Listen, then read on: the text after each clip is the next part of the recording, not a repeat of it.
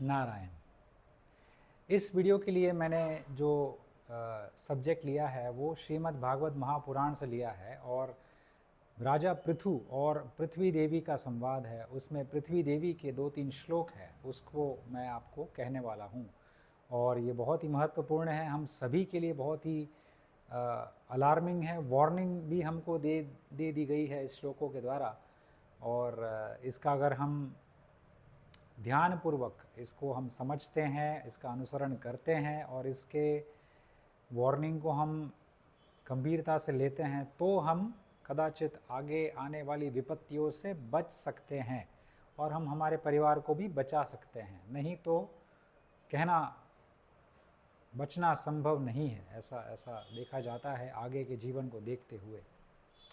तो जब पृथु राजा जब सबसे पहले राजा बने, वेण के पुत्र पृथु राजा है, वेण के जांघों से उत्पन्न किए गए हुए थे।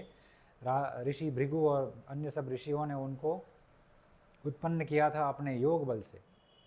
और वेण का शासन था वो बहुत ही अधर्म वाला शासन था, तो बहुत ही विकृति छा गई थी पूरे पृथ्वी पर और पृथु की उत्पत्ति हुई। पृथ्वी जो है वह भगवान नारायण के ही एक अंश अवतार कहे गए हैं भागवत पुराण में। उनकी कथा है, बहुत ही सुंदर श्रेष्ठ कथा है, मुझे बहुत प्रिय लगती है। और उनकी जब उत्पत्ति होती है और फिर वह जब राजा घोषित हो जाते हैं और फिर सब जो नागरिक हैं पृथ्वी के उनके पास जाते हैं और वो कहते हैं कि भूदेवी जो है हमें भोजन नहीं दे रही है, अन्न का उत्पादन नहीं हो पा रहा है, हम बहुत प्रयास कर रहे हैं मगर उग ही नहीं रहा है, फल सब्जी कुछ नहीं उग रहा है, तो कृपा करके आप सहायता कीजिए राजा।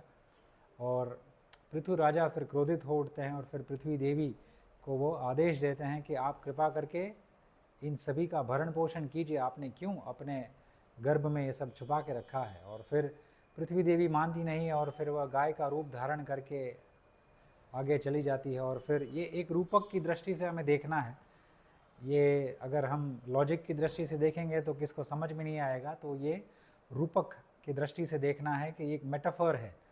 तो गाय का रूप धारण करके पृथ्वी देवी आगे बढ़ रही है और उसके पीछे पृथु राजा है, तो पृथु राजा उनका पीछा कर रहे हैं और वह हाथ में नहीं आती है तो क्रोधित होकर अपने बाण में एक तीर लगाकर छोड़ने ही वाले होते हैं राजा। और तभी भूदेवी देखती है और फिर शरणागति में आ जाती है, शरण में आ जाती है और वह स्वयं कहती है कि हे राजा, आप सोचिए, आप थोड़ा रुकिए, आप अपने क्रोध को शांत कीजिए, पहले मैं जो कहने जा रही हूँ मेरे वचनों को सुनिए, उसके बाद आपको जो ठीक लगे वो कीजिए।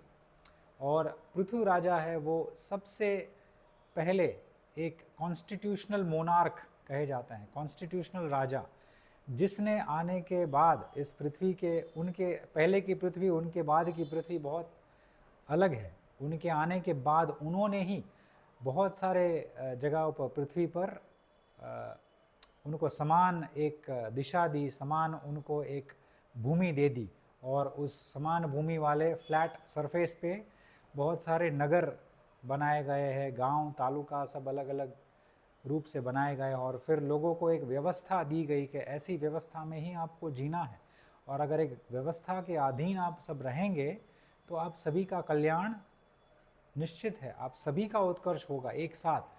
और आप बस एक इस व्यवस्था को बनाए रखें और व्यवस्था के अधीन ही रहे।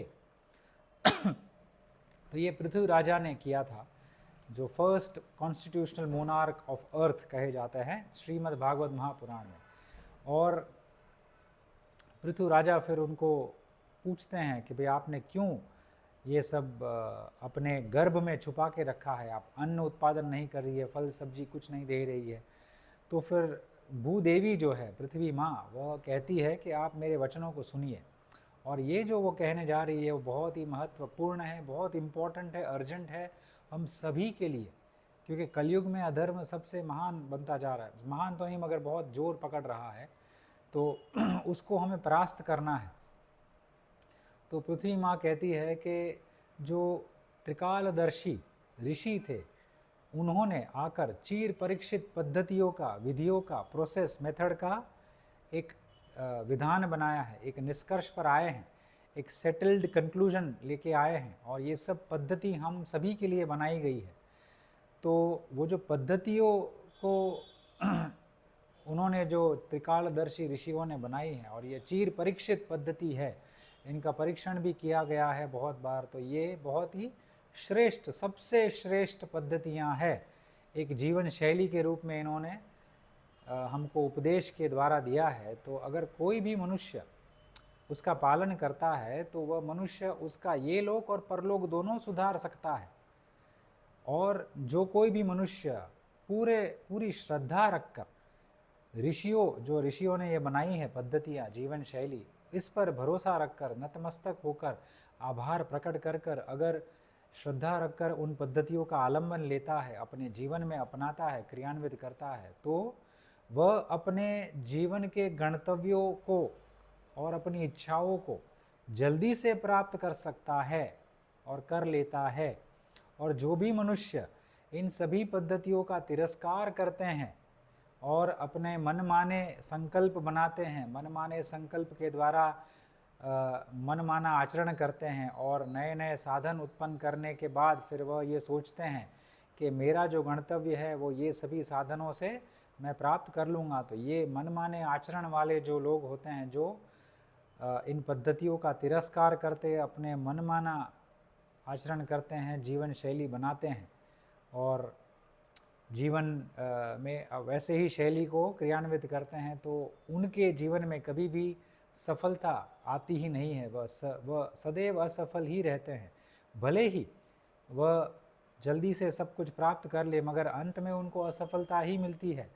और अगर वह निरंतर प्रयास करते ही रहे, एक बार असफल हो, दूसरी तीसरी बार, पांचवी बार असफल होने के बाद भी निरंतर प्रयास करते रहते हैं, मगर पद्धतियाँ इन त्रिकालदर्शियों की नहीं है, मगर अपनी मनमानी पद्धति बनाते हैं और उस पर ही प्रयास करते रहते हैं, फिर भी उनको अंत में निराशा ही मिलती है, उनको दुख ही मिलता है।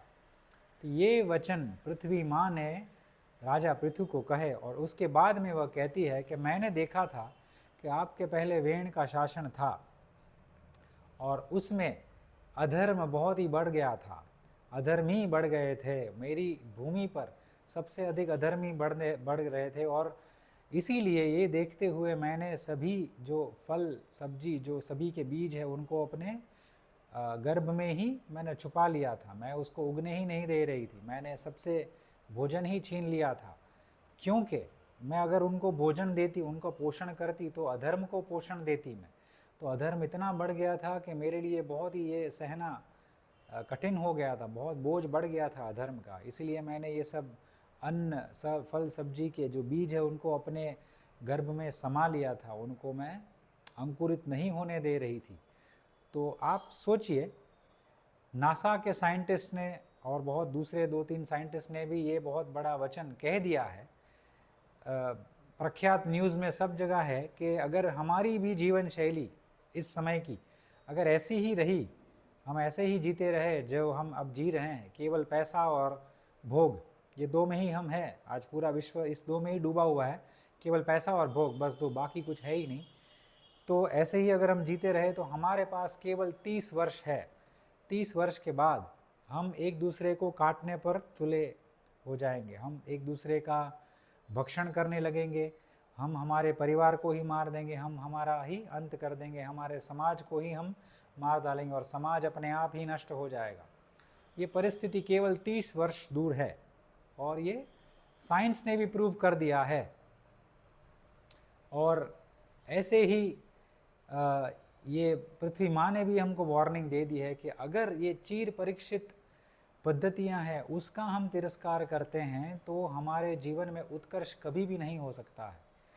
और ये मैं आपको बता दूं कि ये जो पद्धतियाँ हैं वो क्या है, वो पद्धतियाँ है कि जो हमारे धर्मशास्त्र में कहे गए हैं, हम सभी के लिए उपदेश हैं।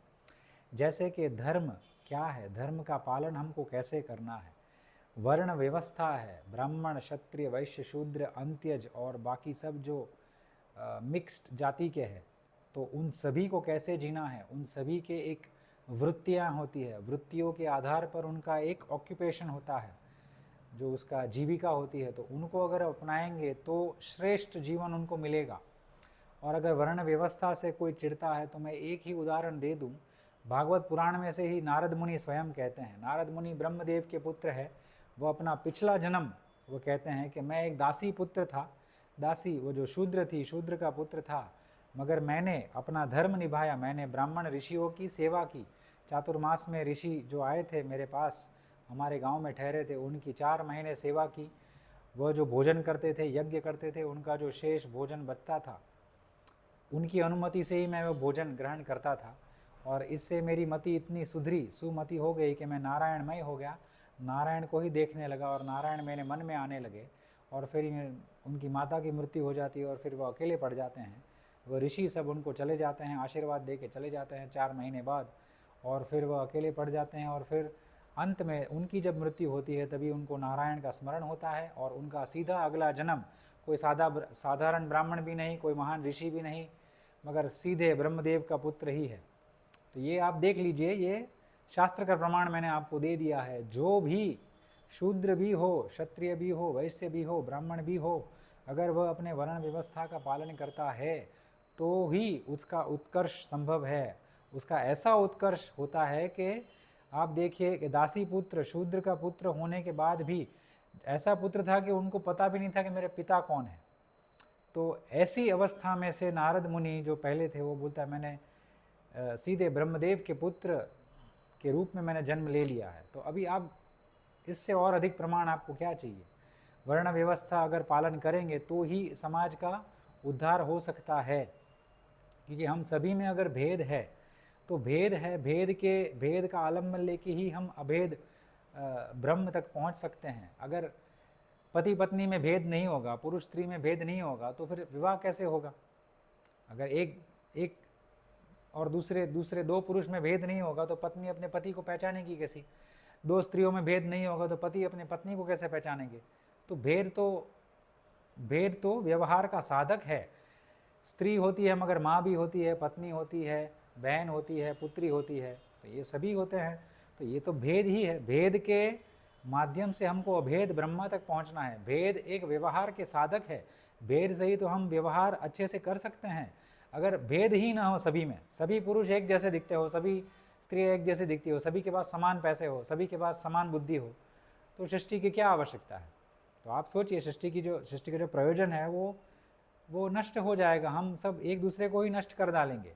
अभी भी अगर आप सभी को एक जैसे पैसे दे दे, एक जैसा मकान दे दे, और 1 वर्ष के बाद सबको देखे तो सबके पास बहुत जन दरिद्र हो गए होंगे, बहुत जन धनवान हो गए होंगे। तो इसी से ही तो भेद टिकता है। भेद के माध्यम से ही तो 1 वर्ष में सबके पास समान पैसे थे, फिर भी 1 वर्ष के बाद क्यों कोई अमीर हो गया, कोई गरीब हो गया? तो उनकी बुद्धि में भेद है। तो भेद तो रहेगा ही।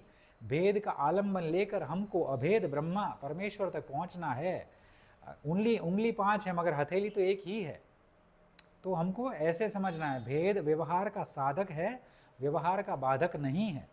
तो ये जो पद्धतियां हैं, वर्ण व्यवस्था है, मूल नित्य कर्म जो हमको कहे गए हैं, उसका हम आलम्बन लेते हैं, संध्या वंदन, जप, तप, उपवास, व्रत इत्यादि, जो गुरु के माध्यम से हमको जप मंत्र मिलता है, उसको हम जप करते हैं। हम हमारे जीवन में हमारे वर्णाश्रित जो कर्म होते हैं उसको अपनाते हैं। हम व्यवहार ऐसे ही करते हैं, सनातनी, सच्चे सनातनी बनते हैं। ऐसे नहीं कि केवल कुर्ता और साड़ी पहन ली, दिवाली में पटाखे जला दिया और चॉकलेट कैडबरी का पैकेट दे दिया और दिवाली हम अपने आप को सनातनी कहे। ऐसे सनातनी नहीं बना जाता है। सनातनी वही होता है जो शास्त्र की मर्यादा का पालन करता हो, उसी को सच्चा सनातनी कहते हैं। तो ये धर्माभास में आप न रहिए और मैं भी न रहूं, धर्म में ही सच्चे धर्म को पहचाने। धर्माभास में हम रहते हैं और आजकल ऐसा ही है कि धर्माभास होता है और वह कहते हैं कि हम धर्म का पालन करते हैं, मगर वो धर्माभास है, धर्म नहीं है। वास्तविक धर्म तो शास्त्र ही है। तो ये सुंदर मैसेज पृथ्वी देवी ने हम सभी को दिया है और ये वार्निंग दी है कि चिर परीक्षित पद्धतियों को अगर हम तिरस्कार करते हैं तो हमारा उत्कर्ष कभी नहीं होगा। अगर आप आज भी देखें कि एक घर में एक पुरुष स्त्री दोनों कमाते हैं फिर भी असंतुष्ट है, तो ये इसका कारण क्या है? आपको इसको कारण को सोचना है, इसको ढूंढना है, अंदर जाना है। क्योंकि हमने ऐसा सिस्टम ही बना दिया है, डेमोक्रेसी है, लोकतंत्र में ऐसा सिस्टम बन गया है कि कोई सुखी रह ही नहीं सकता है। धनी हो फिर भी दुख, दरिद्र हो तो दुख होता ही है, धन न होने का दुख, मगर धनी होते हैं वो भी दुखी है। तो ये दुख का कारण क्या है? क्योंकि हम सनातन विधा से विकास की परिभाषा नहीं समझते हैं। सनातन वैदिक आर्य धर्म जो हिंदू धर्म है, सनातन धर्म, उसके माध्यम से अगर विकास की परिभाषा हम निकालेंगे तो ही हम सुखी होंगे। अगर हम धर्माभास में जिएंगे तो हमको ऐसा ही लगेगा कि बड़ा हॉस्पिटल बन गया तो विकास हो गया। सच्चा धर्म ये कहता है कि हॉस्पिटल बनने की आवश्यकता है ही नहीं, जितने कम हॉस्पिटल होते जाए उसी को विकास कहते हैं। कि इसका अर्थ क्या हुआ?